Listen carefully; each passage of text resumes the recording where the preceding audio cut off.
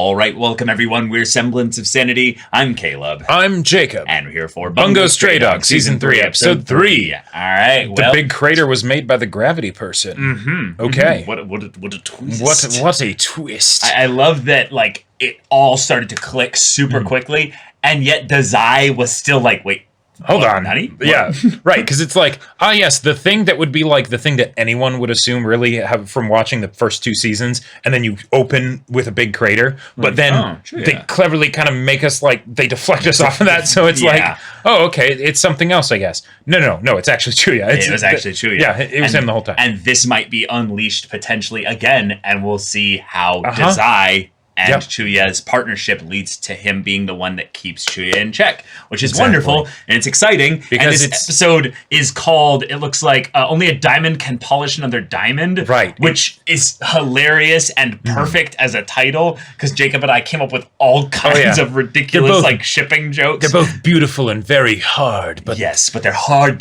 for each other. Exactly. So they can sharpen each other to a specific point. Yes, and their hardness just might be uncut. Say it, yes. But I don't know. Yeah. Anyways, point is, you know, that let's see a good fight here. Yeah, and the beginning of a very wholesome relationship. Yeah, that will never have any kind of a toxic aspect to it at all. Definitely not. You know? No. I'm addicted to you, but I know that you're toxic. So y'all, without further ado, let's get into it. All right, everyone, now be sure to go check out the reaction portion of the video in the description below, then come back here for the discussion.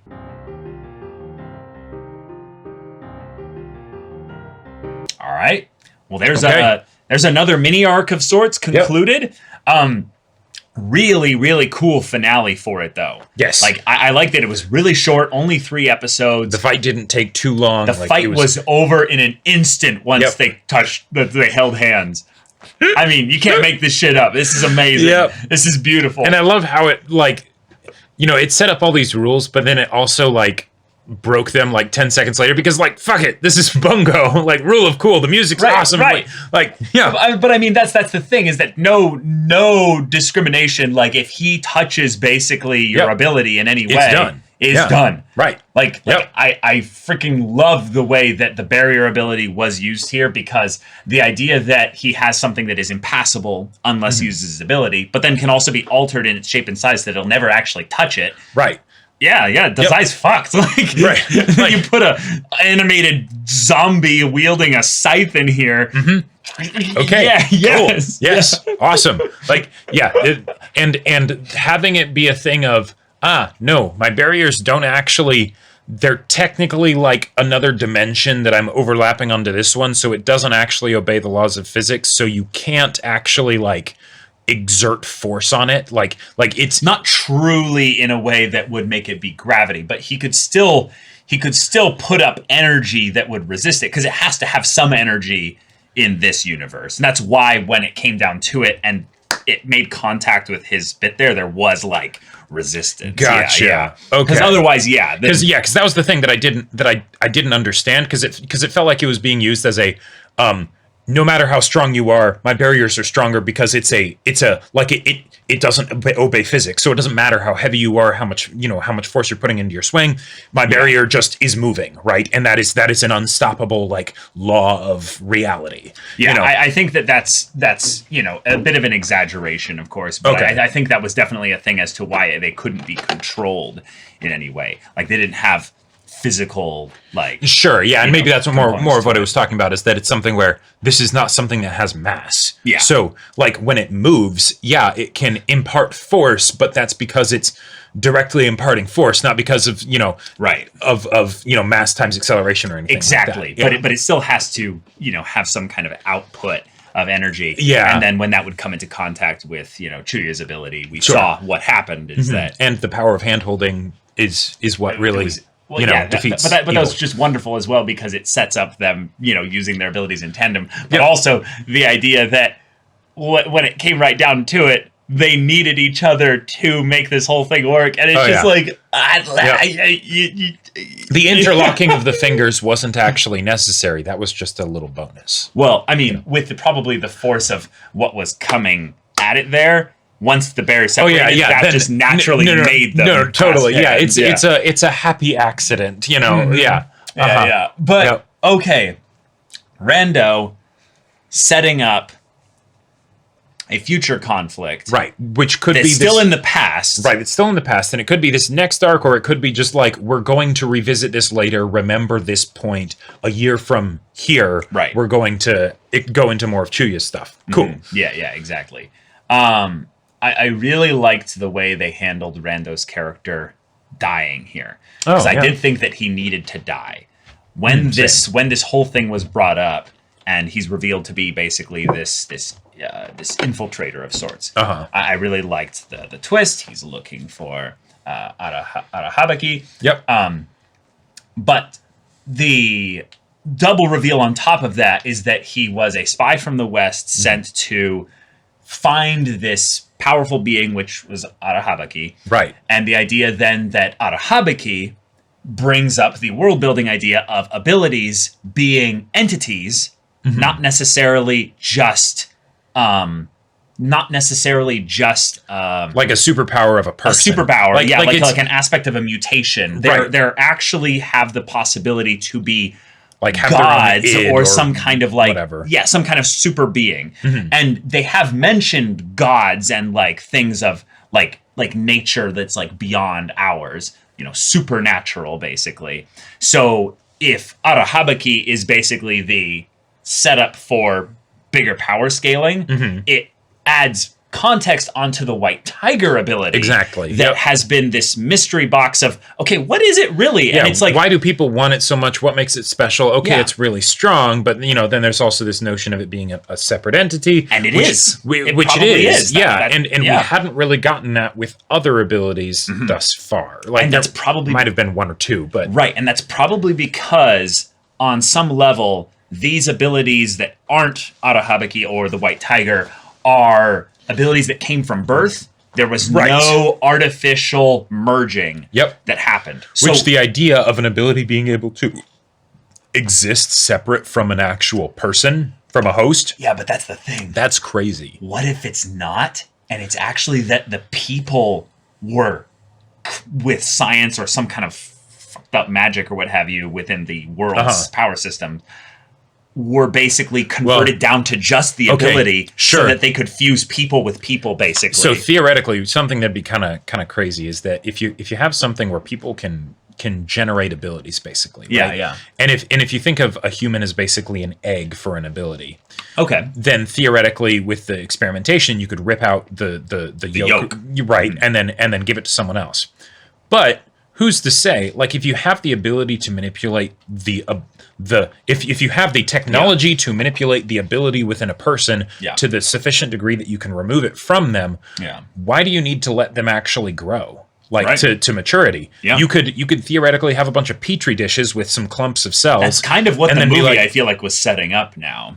It's just all those little bits there were potentially people that could have been reduced down to just their abilities themselves. Right. And that was done via an ability, but that doesn't mean that would be the only way that people would try and go about doing it, because once you have supernatural powers, of course people are going to try and study them and do whatever they can to muck with them. But that was, I think, the idea that that kind of thing was not only possible, that's something that people in the past could have been working on for a while now. Sure, yeah, because we don't have anything in the world of it fully, right, because we don't see anything. We haven't gotten anything in the world thus far of when these abilities started happening. Theoretically, this is just an alternate universe where this has always been the case. Been the case, right? Sure. It's the wizards in Harry Potter have always been living alongside the Muggles, and the Muggles just never realized it, kind of a thing. Yeah. But okay, that's a whole cool potential world building thing that could be for setting up future conflicts, especially with the idea that this partner of not Rando, because that was never his name. Right. That was just a mispronunciation of the hat. A terrible mispronunciation, by the way. That ends up getting passed along to Chuuya, which is a really cool little like connection point there, because I never looked at his hat and notice that, oh, that's the hat Chuuya wears, isn't it? No, never noticed. Yeah. Nope. Yeah, didn't think about that. And I like that Chuuya has additional, like the way they handled Chuuya joining the Port Mafia was something that I wasn't sure how they were going to do it, right? Because Chuuya and his dynamic with Dazai, cool, okay, awesome, solid, but especially with how we see them in the future, it doesn't seem like the kind of thing where Chuuya would join an organization because it's like, hey, I really like Dazai. Asked him to nicely. Right, exactly. It would take some kind of extra push. Right. So an unnice ask, right? Being voluntold kind of to do it. Okay, cool. But then how do you get him to actually desire to be a part of the organization and actually excel, right? Giving him something of, hey, we have more information about your past. It's locked behind this security clearance. If you become an executive, then cool, you get access to it. He gets there the fastest anyone ever has. Which makes sense. Or one of the fastest. Right. I don't remember if he was the fastest or if Dazai was the fastest. I think Chuuya was the fastest, but anyway, but the point is, he does it very quickly, and that's a way that we can show Mori being a capable leader because he knows how to basically motivate the person that he coerces into his organization to suddenly becoming a willing member. But not only that, the biggest thing is that he gets him to become an executive, but Chuuya doesn't leave at that point, right? Because Mori taught him actually what it is to be a real leader. Yeah, because that's the thing that he didn't know how to do, because he was the most powerful person in Sheep, but he could not lead them. Yeah, because really, like he was never meant to be their leader. No. In a lot of ways, his motivations don't even really fit with them as a leader. He was kind of using them. Yeah, technically, I think, if you look at it from a certain perspective, he's 8 years old. So, it's like, he wouldn't know how to do that kind of shit. Like, yeah, not at all. Nope. I do like the way in which seeing what that leadership looks like coming from Mori gives him almost this like, oh, I get it.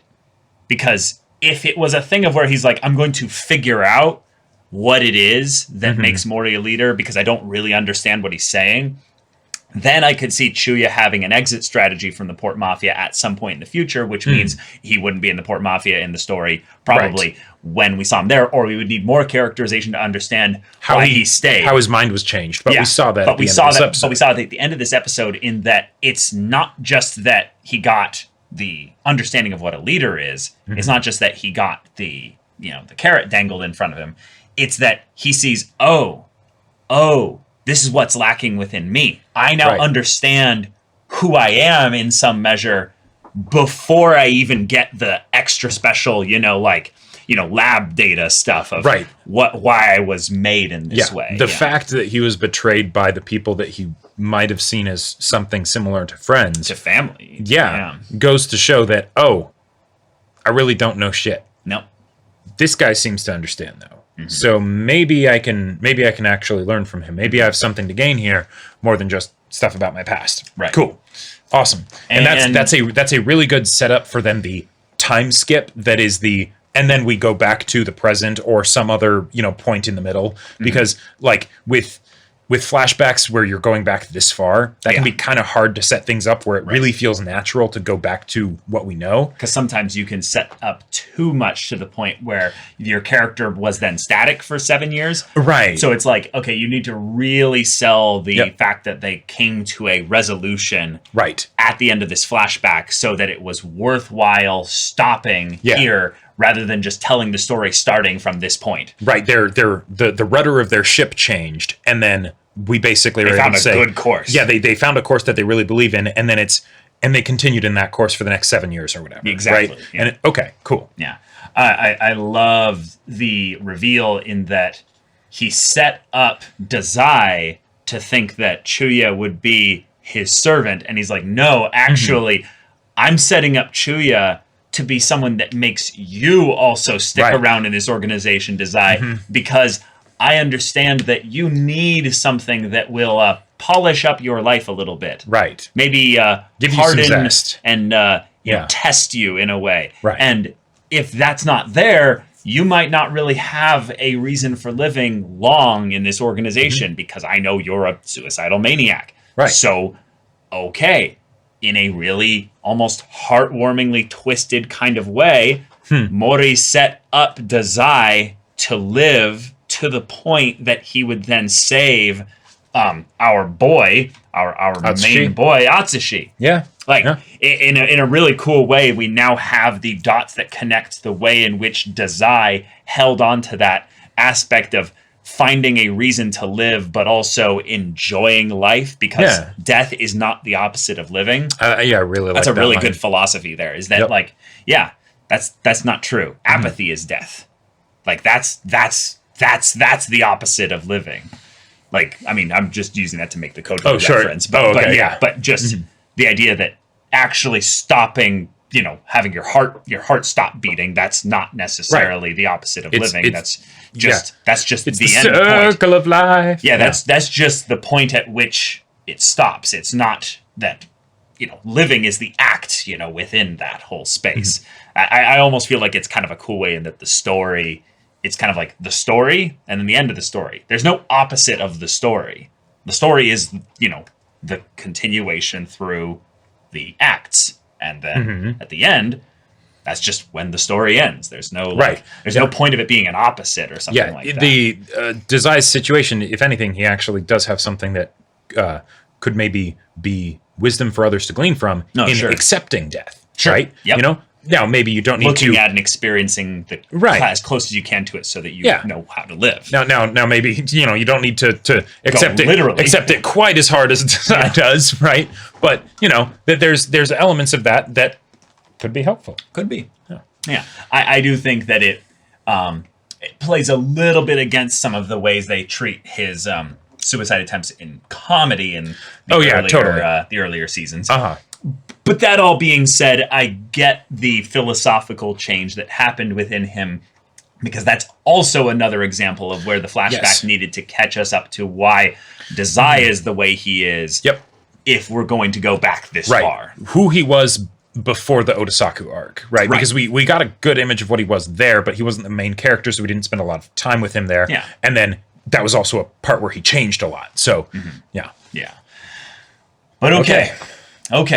I guess the last kind of final thing is that Port Mafia being extra characterized in this way, I feel like is set up for us having some kind of Port Mafia, not tragedy, but sort of like central conflict that is beyond just the ADA dealing with some kind of serious, Dostoevsky situation Dostoevsky.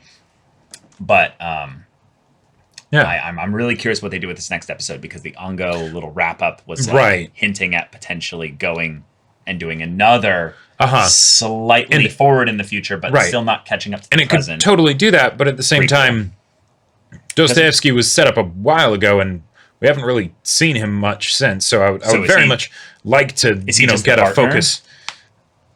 That's what I was kind of wondering, but I guess maybe. Like, if you're in Japan, even Russia's the West. So it's not very far west, but everything is relatively west if you think about it. But same as east. It works. It's a sphere, man. I know there's people that will debate that topic. Which God. Anyways, but I would love to see Dostoevsky in the next arc. I would too. Yeah. Y'all, thank you so much for watching this episode's reaction and discussion. If you want to see the next episode's reaction and discussion right now, though, go check out the link in the description below for our Patreon. You can get an early access there. You can watch full-length timer reactions there, and all this comes with Discord access, so you can chat with us in the community there about this show, about anime in general, and also be sure to check out our Twitch channel. We stream every weekday. The info's in the description. Yeah, so if any of that interests you, we'll see you there. But until then, we're Semblance of Sanity. I'm Caleb. I'm Jacob. And we'll see you all next time.